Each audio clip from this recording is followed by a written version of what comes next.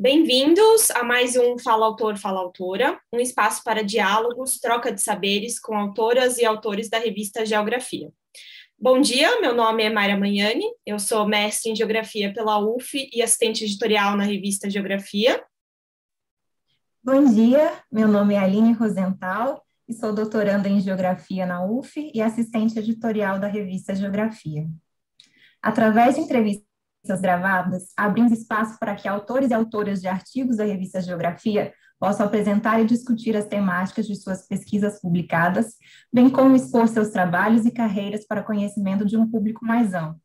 A iniciativa visa alcançar, por meio de uma linguagem acessível, grupos diversos, não só da comunidade científica, mas também de movimentos sociais, órgãos públicos, empresas privadas, dentre outros, que estejam interessados em assuntos e conceitos relativos à geografia e ciências afins. Estamos propondo lançar ao longo do ano 2 formatos de vídeo.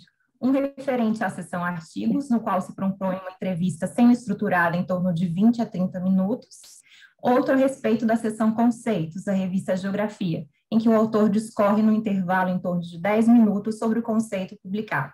Os vídeos ficarão gravados no canal do YouTube da revista Geografia. Hoje temos a honra de entrevistar o Dr. José Raimundo Souza Ribeiro Júnior. Ele possui graduação, mestrado e doutorado em Geografia Humana pela Universidade de São Paulo.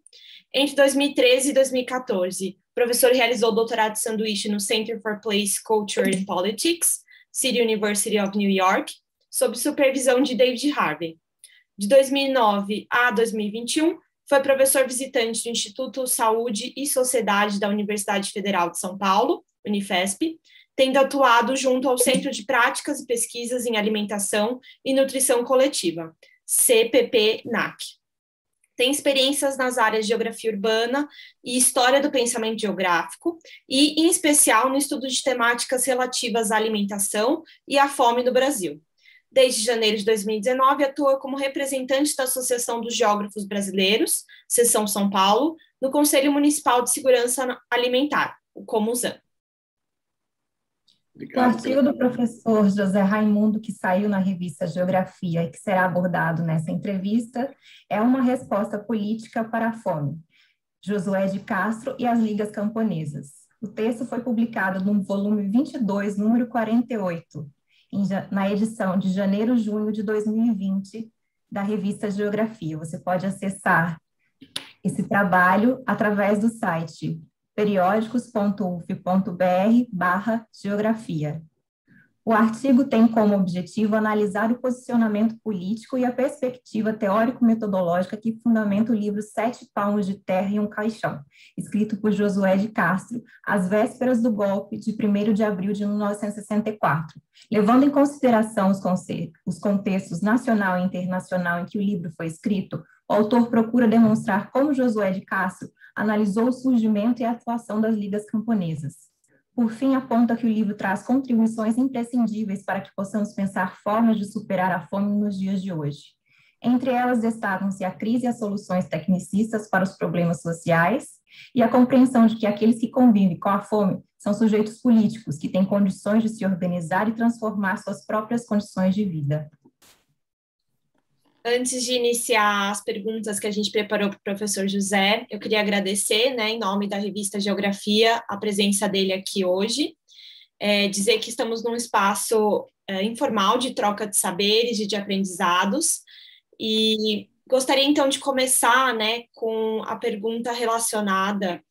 Acho que a gente tem diante de nós um tema bem instigante, bem potente, e que com a pandemia voltou à centralidade dos debates políticos, Por isso, acho que a primeira pergunta que a revista Geografia gostaria de fazer para você, professor, seria entender por que e como esse tema da fome lhe tocou quanto pessoa e como pesquisador, Como que ele está presente na sua trajetória acadêmica e de vida? Bom, agradeço o convite, para mim é um prazer enorme estar conversando com vocês. Foi inclusive um prazer para mim, ter o artigo publicado na revista de Geografia da UF, porque em alguns momentos na graduação e na pós-graduação eu pude trocar com colegas dessa universidade, inclusive apresentar estágios de outras pesquisas por aí. Então é uma forma de retorno que eu fico muito feliz. Bom, eu acho que esse meu contato com a temática da fome, ele remete a diferentes momentos da minha vida e diferentes histórias da minha vida que foram ficar mais claras para mim quase que no fim do doutorado, assim, assim, caiu a ficha de por que essa dedicação em torno desse tema. Na verdade, eu já tinha essas impressões, mas elas às vezes demoram para se formalizar na nossa cabeça.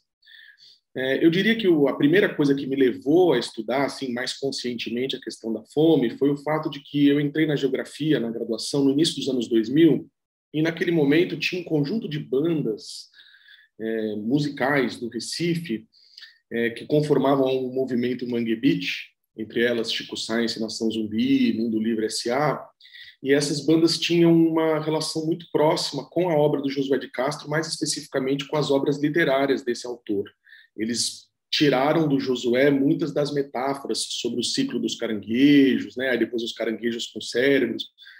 E eu gostava muito dessas bandas. E um dia, numa conversa promovida pelo Centro Acadêmico de Geografia, lá da USP, o professor Ariovaldo Umbelino de Oliveira estava falando sobre a trajetória dele como geógrafo e professor de geografia, e no meio dessa conversa ele comentou sobre um autor chamado Josué de Castro, que na hora, para mim, me pareceu familiar. Eu falei, eu acho que eu já ouvi esse nome em algum lugar. Eu era um aluno de primeiro ano, não entendia ainda muito bem a história do pensamento geográfico, a importância dos autores. E essa conversa com o professor me tocou muito, e eu saí dali direto para a biblioteca para ver esta obra do Josué de Castro, encontrei o Geografia da Fome, e foi uma leitura muito impactante desde o início para mim, né? Como no início da graduação eu estava muito próximo, assim, muito empenhado nas disciplinas de teoria e método, história do pensamento, foram as disciplinas que eu mais gostei logo de cara no curso, eu resolvi propor para a minha orientadora, que me orientou desde a iniciação científica até o doutorado, a Amélia Damiani, um projeto de pesquisa de iniciação científica em torno da obra, do movimento da obra do Josué de Castro, tentando entender tanto o papel da fome, né, a centralidade dessa temática no debate deste autor, mas também tentando resgatar como Josué de Castro contribuiu para o pensamento geográfico, na verdade, utilizou o pensamento geográfico para explicar a existência da fome, ele mesmo diz explicitamente que foi o método geográfico que ele escolheu para conseguir avançar no entendimento dessa problemática, e também depois acabou contribuindo ele mesmo com esse pensamento geográfico. Então esse foi um pouco do início, assim. Aí, como eu senti durante a graduação que essa era uma temática importantíssima e muito central, ao mesmo tempo muito pouco trabalhada, eu vi aí uma possibilidade de continuar meus estudos. Aí depois, futuramente, né, no mestrado e no doutorado, eu deixei a área de história do pensamento geográfico e fui fazer 2 trabalhos distintos na área de geografia urbana sobre a fome na cidade de São Paulo. Essa foi um pouco a minha trajetória e, de fato, né, no momento que eu estava fazendo o mestrado e o doutorado, eu convivi com um outro momento da nossa história, era um momento de diminuição da fome, do risco de fome no país, a ponto de, no doutorado, lá em 2014, o Brasil ter saído do mapa da fome da ONU, o que dá um belo debate sobre o que isso significa, né? E alguns colegas me perguntarem até que ponto o meu objeto continuava pertinente. Naquele momento, a minha questão era de explicitar que a fome ainda existia no Brasil, porque essa saída do mapa da fome é feita a partir de uma medida muito restritiva e, portanto, não dá conta de capturar toda a extensão da fome. Então, a fome continuava existindo. Eu vi isso e convivi com este fenômeno nas minhas entrevistas qualitativas que eu fiz durante a pesquisa. E agora, infelizmente, né, por conta da crise política e econômica no Brasil, sobretudo a partir de 2013, 2014, o golpe de 2016, a eleição de um governo de ultradireita e uma pandemia, a temática da fome, infelizmente, torna-se ainda mais atual e relevante para o nosso debate. Perfeito, José. Obrigada pela explicação de como você entrou, né, nessa temática. Achei muito interessante. Acho que agora eu tenho algumas perguntas mais referentes ao artigo para te fazer, né? Acho que a primeira seria com relação ao método científico, né? Com base nas leituras da obra do Josué de Castro, como que você enxerga que nós, como pesquisadores, podemos desenvolver outros métodos em prol de uma leitura menos enviesada da realidade? Como é que você enxerga essa questão de método? Boa. Para mim, a questão de método no Josué foi sempre importante de atentar para ela, porque como ele se formou como médico, muitas pessoas entendem que ele sequer pode ser geógrafo, uma vez que a sua formação se deu na medicina. Acontece que a formação dele se deu em medicina antes mesmo da geografia ter se institucionalizado no Brasil. Ele não poderia ter feito geografia, porque ele se formou em 1921, os primeiros cursos de geografia são da década de 30. E fazendo esse trabalho, né, de história do pensamento geográfico em torno da obra do Josué, ficou muito claro para mim que logo no início da obra ele começa a se aproximar dos problemas relativos à alimentação de uma perspectiva da medicina e da nutrição, do ponto de vista fisiológico, mas ele percebe muito rapidamente que as explicações para os fundamentos, né, para a existência desse fenômeno, passavam pelas relações sociais, o que, de alguma forma, o obrigava a sair, né, deste campo do conhecimento das ciências naturais e já naquele momento praticar algo que a gente defende até hoje, que é um estudo interdisciplinar. Então, é claro que ele não deixa de ser médico. Uma das principais contribuições do Josué de Castro para o debate acerca da fome é a própria forma como ele define o conceito, e isso tem muito a ver com o conhecimento que ele tem de medicina e nutrição, mas as explicações para a existência da fome ele foi buscar na geografia francesa. Então, o Josué é um tributário da geografia francesa, ele né, recorre às obras do Laplace e do Max Sorre em vários momentos para justificar o seu ponto de vista, e me parece que isso foi do ponto de vista, né, de alguém que era muito sensível, e o Josué, eu coloco isso até neste artigo, né, no Sete Palmos de Terra, isso fica mais claro, mas um homem profundamente conectado com a realidade do Nordeste. Acho que esses três elementos, a medicina, a geografia e essa conexão dele com esse território, permitiu que ele avançasse nesse sentido de uma leitura menos enviesada da realidade. Em que sentido? Ele conseguiu, acho que um dos grandes avanços que o Josué abriu e possibilitou até hoje para a gente é abrir o conceito de fome ao entender que a fome assume várias formas, que é um fenômeno polimorfo. E isso tem muito a ver com a leitura que ele fazia da realidade do Nordeste, porque ele conseguiu identificar que existia, sim, uma fome, crises de fome total, que não eram causadas pela seca, mas estavam associadas aos fenômenos de seca no sertão nordestino. A própria história de vida familiar dele o informava sobre isso. Seu pai migrou do sertão da Paraíba, tinha uma propriedade de terra, mas migrou do sertão para o Recife, então ele tinha essas histórias da fome do sertão ali naquele ambiente familiar, mas ao mesmo tempo Josué nasceu e cresceu no Recife, uma cidade também marcada pela fome, e por conta dessa sensibilidade dele, ele conseguiu ver também a existência de uma fome parcial ou oculta que pesava cotidianamente sobre a vida da população, seja do Recife como da Zona da Mata, da área de monocultura da cana-de-açúcar. Então, acho que tem um olhar aí para um método geográfico da relação entre homem e meio, né, característica daquele momento, que permitiu Josué avançar e trazer contribuições novas para a compreensão da fome.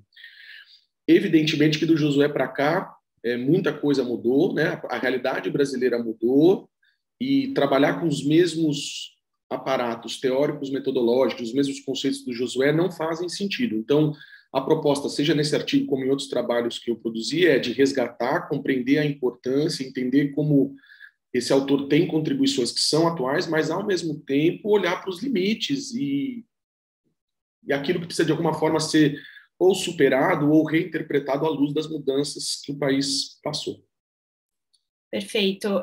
Eu acho que essa relação do homem-meio, né, que ele coloca como método, ela é extremamente interessante, e até hoje a gente vê cursos como a antropologia, pelo uso da etnografia, se debruçando nessas práticas para compreender a realidade, né? Então, acho que a pergunta que eu te faço agora é se você acredita que essas novas, não posso dizer novas, porque elas não são realmente novas técnicas, né? Mas essa técnica da etnografia, ela facilita, em alguma maneira, a compreensão da realidade, e como que nós, como geógrafos, né, de formação, a gente pode pensar no uso dessas metodologias dentro dos nossos campos de estudo? Boa. Bom, eu não sou um especialista em etnografia, acho que eu reconheço a importância enorme desse método, né, de aproximação da realidade. Já li alguns trabalhos que fazem uso da etnografia para estudar a questão da alimentação e da fome, e de fato eles trazem contribuições muito importantes.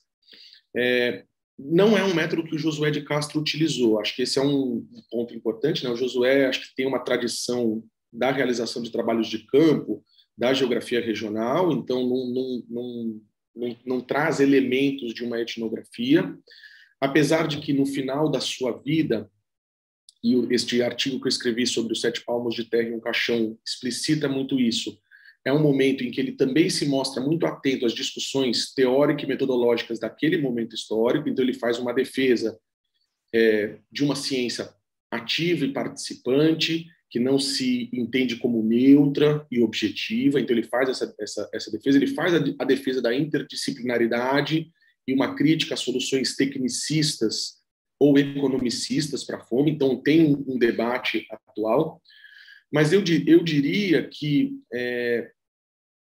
sim, o geógrafo pode se aproximar da etnografia quando isso faz sentido para o objeto de estudo dele. Essa aproximação tem que ser feita com profundidade, não basta fazer 2 ou 3 trabalhos de campo e dizer que está fazendo etnografia, é muito importante reconhecer a profundidade e as características específicas desse método, mas, ao mesmo tempo, e aqui acho que eu sou muito tributário de como a minha orientadora me orientou na realização dos trabalhos de campo, é muito importante a gente resgatar algumas das características dos trabalhos de campo em geografia. Acho que esse é um debate importante para a gente fazer e continuar fazendo, e a Amélia Damiani sempre dizia para mim, olha, o geógrafo não faz só entrevista, ele também observa, ele caminha, no caso da geografia urbana, ele caminha pela cidade. Ela chegou, inclusive, ela tem textos, a Flávia Martins, que é professora da UF, orientanda também da Amélia, tem um texto belíssimo sobre a deriva como uma forma de aproximação da realidade, de compreensão da realidade, neste andar pela cidade, com uma observação e com um método incluído. A realização de entrevistas faz parte do nosso arcabouço, né? Então eu utilizei muito as entrevistas semi-estruturadas para conversar sobretudo com mulheres, porque em geral quem fala sobre alimentação nos domicílios são as mulheres, né? Tem esse recorte de gênero, é importante destacar, para falar com as mulheres que viviam em lares onde havia privação de alimentos. Então a entrevista semi-estruturada para mim foi uma metodologia importante, mas eu vejo com ótimos olhos que a geografia se abra para vários métodos, porque eu acho que essa pluralidade de métodos permite que a gente chegue aos nossos objetos de formas diferentes e de formas complementares. Por vezes também vamos chegar a conclusões antagônicas, o que não é um problema, porque o debate é importante para a ciência. Perfeito, obrigada, José.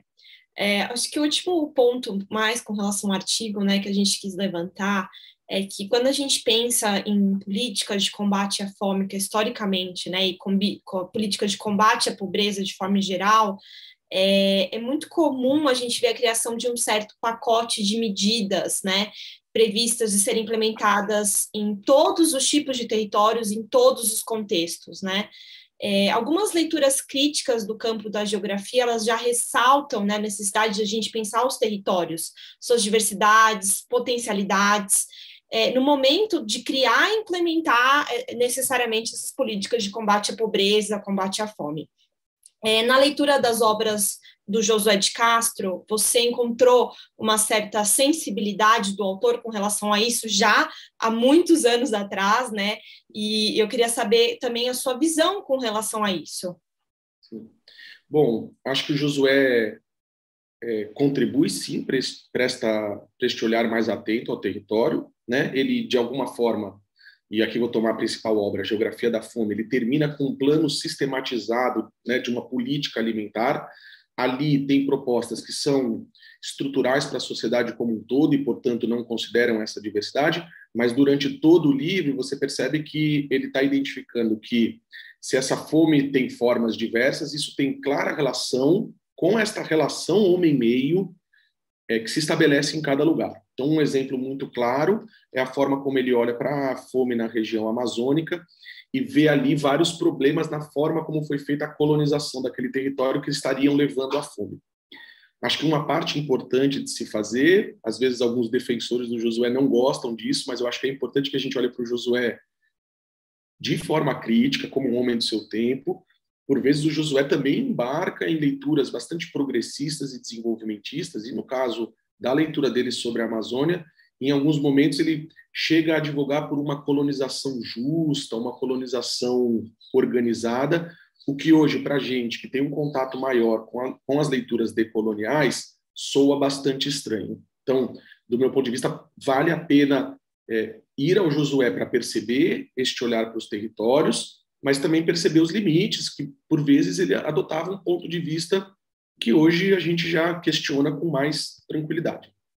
Mas eu diria uma outra coisa que é muito importante no Josué, e aí tem a ver com um olhar para o movimento da obra do autor, que eu acho que esses autores que constituem uma obra mais vasta demandam um olhar para os vários momentos e, portanto, para as continuidades e descontinuidades da sua obra, que é o fato de que se nos primeiros livros em que ele se propunha a atacar esse problema, ele tinha uma visão de que uma elite intelectual, uma elite política e econômica deveriam conduzir o país rumo à superação da fome.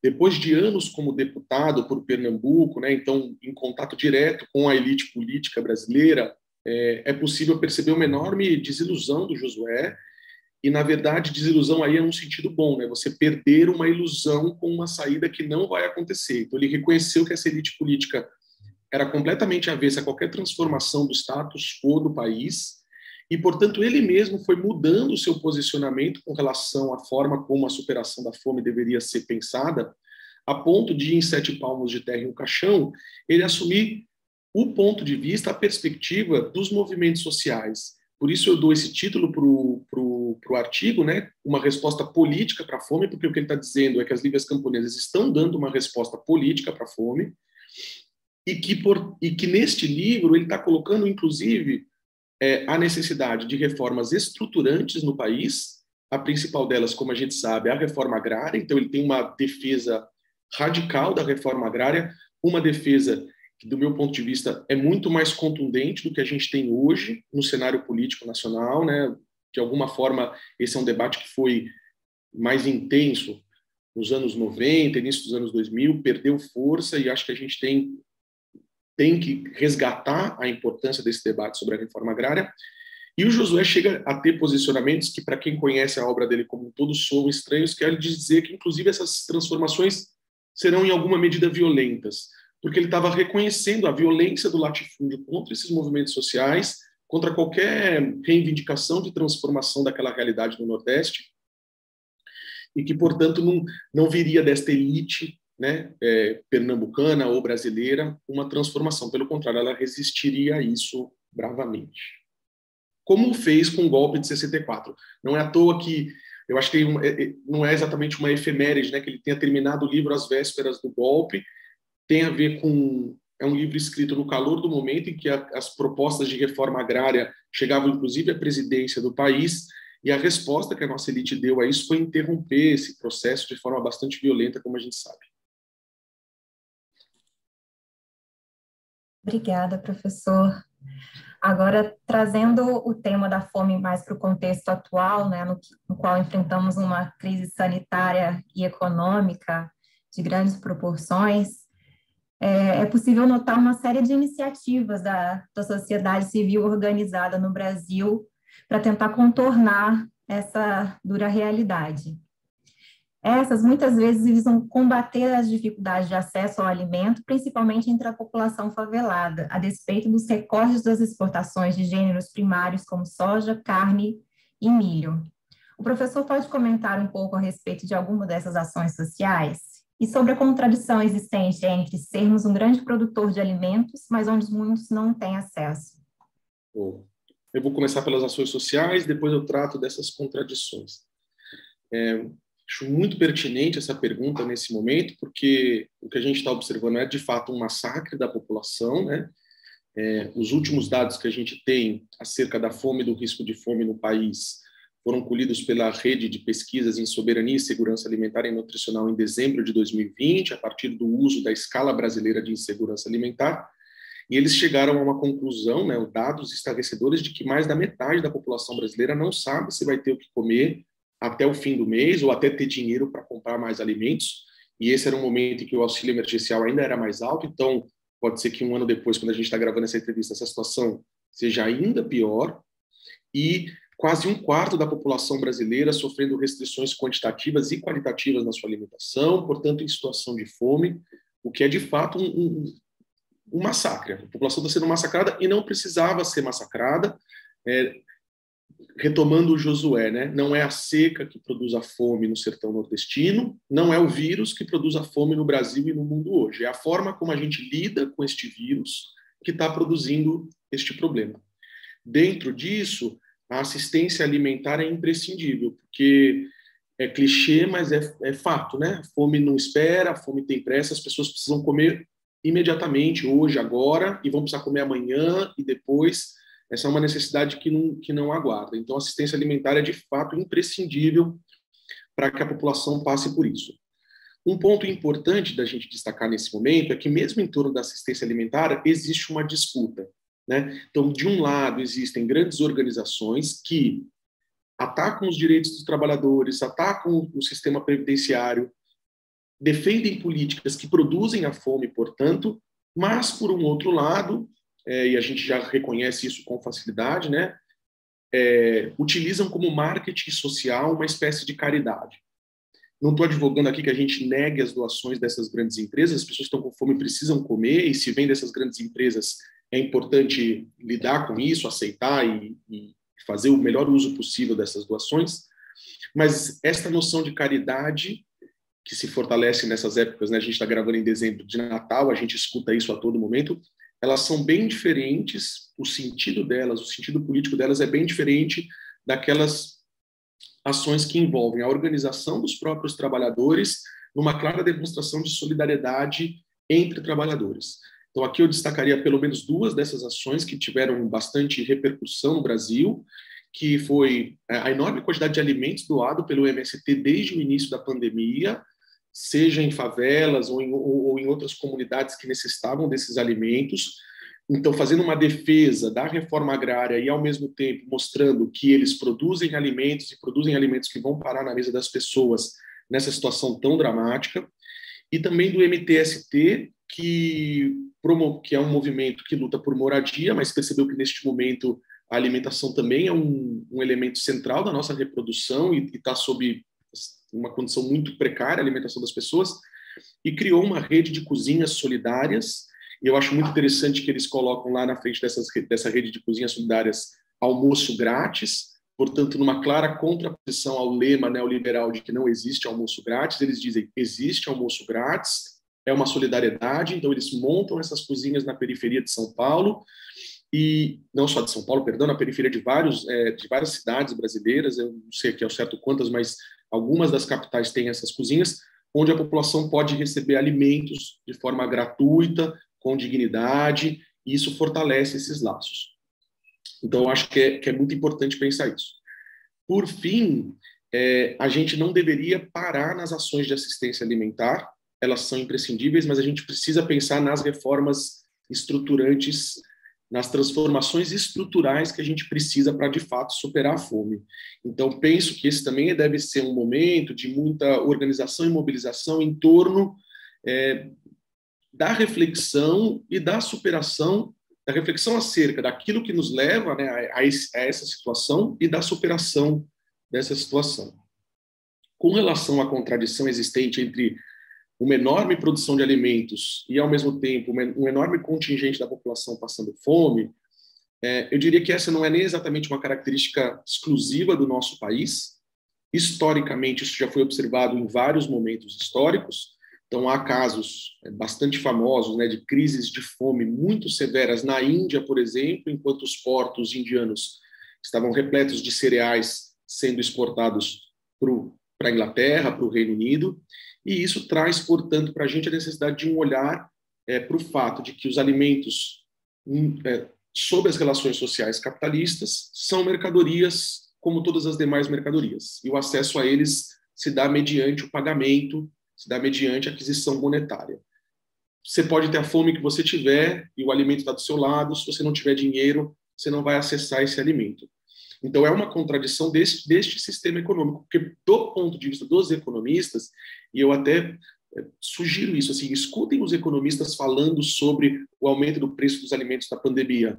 Eles descrevem como a coisa mais lógica do mundo. Eles falam, olha, é isso, aumentou a demanda por este produto, logo vai subir o preço mesmo, olha, o real está desvalorizado em relação ao dólar, então vai subir mesmo. Eles propõem para a gente a aceitação dessas relações econômicas como se elas fossem naturais e imutáveis. Enquanto eu acho que o mais interessante seria a gente entender como essas relações não têm nada de natural, né? E são essas relações que produzem a fome. Se são essas empresas que são capazes de produzir grandes quantidades de alimentos, são elas também que muitas vezes no seu processo produtivo operam com taxas de exploração altíssimas e fazem com que seus trabalhadores não consigam acessar os alimentos que produzem, né? E não só os alimentos, que os trabalhadores de qualquer ramo econômico recebam uma remuneração que é insuficiente até mesmo para satisfazer essa necessidade tão básica.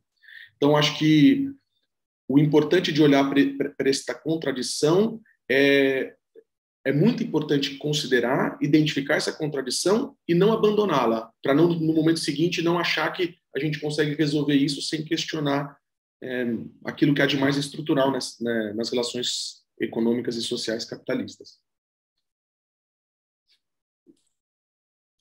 Obrigada, professora. Essa sua fala foi muito interessante, porque muitas vezes, quando nós vamos no supermercado, nós nos tornamos meros consumidores, né? Nós notamos somente o aumento do preço dos alimentos, a dificuldade para encher o carrinho do supermercado, mas essas contradições, muitas vezes, elas parecem imperceptíveis para uma maioria da população, né? Elas são ocultadas, né? E você gostaria de acrescentar mais alguma coisa? Não, acho que é isso. Eu quero agradecer de novo pelo convite, prazer conversar com vocês, agradecer pelas perguntas que permitiram que a gente conversasse não só sobre o artigo, mas também sobre os desafios que a gente está enfrentando nesse momento tão difícil. Muito obrigada pela sua disponibilidade e contribuição, e essa fala tão rica para a gente pensar essa realidade. Eu queria também agradecer, né, em nome de todo o comitê editorial da revista Geografia, pela sua participação na entrevista, sua fala extremamente clara e esclarecedora, e vamos seguir divulgando, né, o mais amplamente possível os resultados, né, da nossa geografia, que é cada vez mais engajada e cada vez mais comprometida, a exemplo do que você fez aqui hoje para nós. Muito obrigada. Eu que agradeço. Valeu.